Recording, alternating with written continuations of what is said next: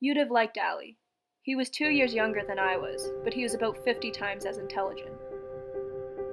His teachers were always writing letters to my mother, telling her what a pleasure it was having a boy like Allie in their class. And they meant it. He was the nicest member of the family. He never got mad at anybody. People with red hair are supposed to get mad very easily, but Allie never did. I'll tell you what kind of red hair he had. I remember once, this summer, I was around 12, teeing off and all, and I had a hunch that if I turned around all of a sudden, I'd see Allie. So I did, and sure enough, he was sitting on his bike outside the fence. He was sitting there, about 150 yards behind me, watching me tee off. That's the kind of red hair he had. Allie's dead now. If a body catch a body coming through the rock. If a body catch a body coming through the rock. If a body catch a body coming through the rock. You don't like anything that's happening. Yes, I do. Sure, I do. I like a lot of things. Why the hell did you say that? Because you don't. You don't like any schools. You don't like a million things. You don't. Yes, I do. Why the hell you have to say that? Because you don't. Name one thing. One thing? One thing I like? Okay. You know that song, the If a Body Catch a Body Coming Through the Rye?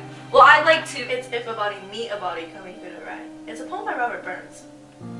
I know it's a poem by Robert Burns. I just thought it was If a Body Catch a Body.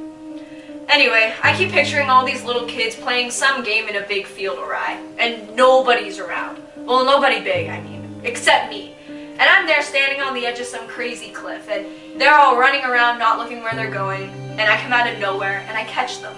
I'd be the catcher in the rye and all. That's all I do all day. I know it's crazy, but that's what I'd like to do. I know it's crazy. Daddy's gonna kill you. I don't give a damn if he does. I loved the damn museum. The best thing was that everything stayed right where it was. Nobody'd move.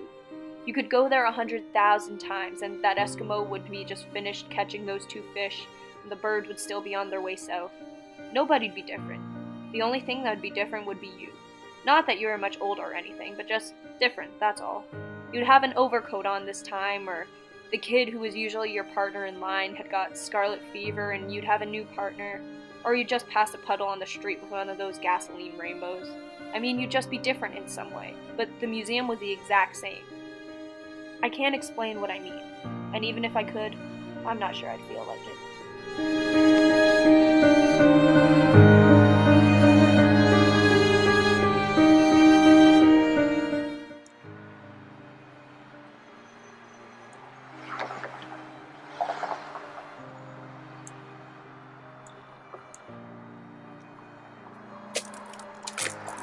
That drove me crazy.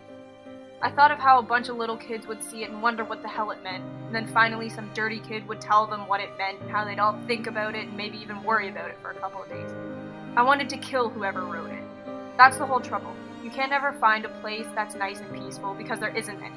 You may think there is, but once you get there, when you're not looking, someone will sneak up and write "fuck you" right under your nose.